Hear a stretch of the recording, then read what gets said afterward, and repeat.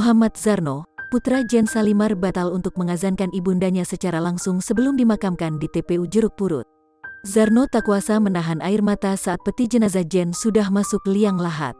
Alhasil tugas untuk mengazankan dilakukan oleh pemuka agama setempat di areal TPU. Padahal Zarno sudah sangat siap untuk turun mengazankan Jen Salimar dengan memakai APD lengkap.